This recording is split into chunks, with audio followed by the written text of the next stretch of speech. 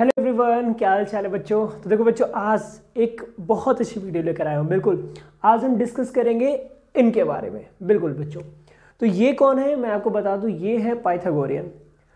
तो Pythagorean theorem जब नहीं था ना, तो बहुत सी प्रॉब्लम होती थी पाइथागोरस चीज़ को समझने में। तो जब से पाइथागोरस थ्योरम आया तो इन्होंने एक रूल दिया, एक नियम दिया। उस रूल और नियम को आज भी हम फॉलो करते हैं। और छोटी क्लास नहीं, बड़ी क्लासेस की भी बात करूं, जैसे आपका यहाँ तक कि आफ्टर ऑल जब हम हायर सेकेंडरी स्कूल में चले जाते हैं, हाई स्कूल भी चले जाते हैं या फिर हायर सेकेंडरी स्कूल चले जाते हैं, तो वहाँ भी हम पाइथागोरस रूल का यूज़ करते हैं, क्योंकि वहाँ पे इसका बहुत ज़्यादा बेनिफिट और बहुत ज़्यादा यूज़ है। ठीक है, तो पाइथागोरस थ्योरम ने बोला कि अगर कोई भी एक ऐसा ट्रायंगल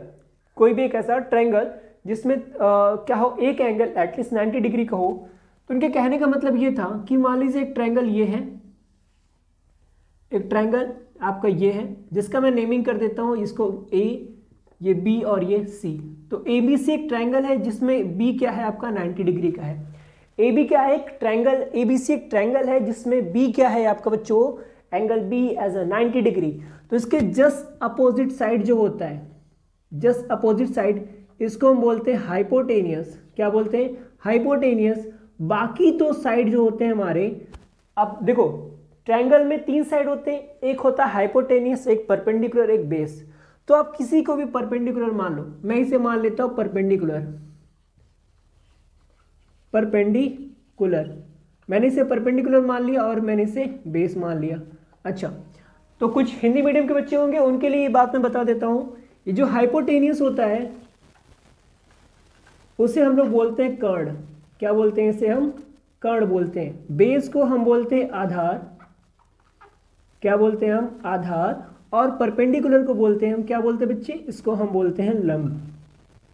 क्या बोलते हैं इसे? लंब। तो यहां पे हमें सारी चीजें पता चल गई। ठीक है, अब देखो क्या इसके रिगार्डिंग इन्होंने एक फॉर्मूला दिया। इन्होंने क्या बोला कि जो लॉन्गेस्ट साइड का स्क्वायर है, जो लॉन्गेस्ट साइड का स्क्वायर है, बाकी दो साइड के स्क्वायर के सम के बराबर होगा। मतलब इन्होंने बोला कि according to Pythagorean theorem longest side square मतलब क्या है, हाइपोटेनियस के स्क्वायर जो है वो इक्वल होगा किसके? परपेंडिकुलर के स्क्वायर और बेस के स्क्वायर के बराबर। यानी अगर हिंदी में इसको लिखना चाहें तो हम इसे कह सकते हैं कि कर्ण का जो स्क्वायर होगा, कर्ण का स्क्वायर इक्वल टू परपेंडिकुलर मतलब लंब का स्क्वायर प्लस आधार का स्क्वायर। आधार का स्क्वायर, दो चीजें हो गई। तो दोनों ही मैंने दोनों ही तरह के बच्चों को यहाँ पे कवर किया हुआ है, एक यूपी बोर्ड और एक सीबीएसई बोर्ड। तो यानी दोनों चीज जिसको भी जिस लैंग्वेज में समझ में आए वो लैंग्वेज यहाँ से वो समझ सकता है। तो हमने देख लिया हाइपोटेनियस का स्क्वायर परपेंडिकुलर का स्क्वायर और बेस के स्क्वायर के सम के बराबर होता है। यहाँ पे पाइथागोरस थ्योरम आया। ठीक है, अब चलो अब इस पे क्वेश्चन कर लेते हैं कि आखिर कैसे होगा। देखो मैं आपको बता दूं, यहां पे आपको इन तीन वैल्यू में से एटलीस्ट 2 वैल्यू गिवन होगी। ठीक है, आपको हो सकता है लंब दिया रहे, परपेंडिकुलर दिया रहे, आपको बेस दिया रहे, आपको हाइपोटेनियस पूछ ले, या फिर हो सकता है 3 वैल्यू में से एक मिसिंग होगा, 2 प्रेजेंट होगा। इन 3 वैल्यूज में से बच्चे एक मिसिंग होगा, 2 प्रेजेंट होगा। ठीक है, तो चलिए एक क्वेश्चन इस पे कर लेते हैं। ठीक है, चलिए। So here we guys, this is our question. Question में क्या गिवन है कि सर ये जो साइड है ए बी ये 4 है, ये बी सी आपका 3 है, आपको बताना है कि ए सी की हाइट क्या होगी।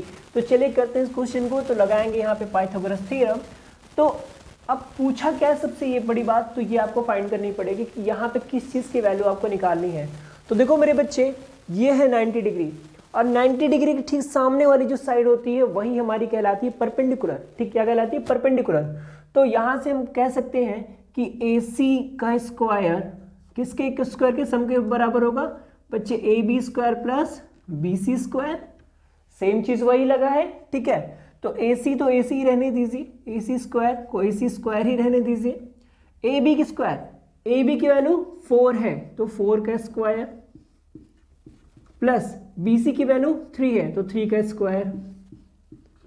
तो 4 का स्क्वायर होता है 16, 3 का स्क्वायर होता है 9 और 16 और 9 को जब ऐड करेंगे तो ये आएगा आपका 25। मतलब यहां से AC का स्क्वायर कितना हो गया? 25।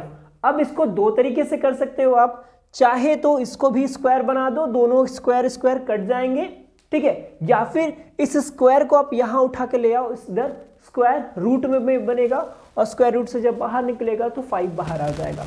चाहे दोनों तरीके से, मैं इसको यहाँ पे दोनों तरीके से बताता हूँ।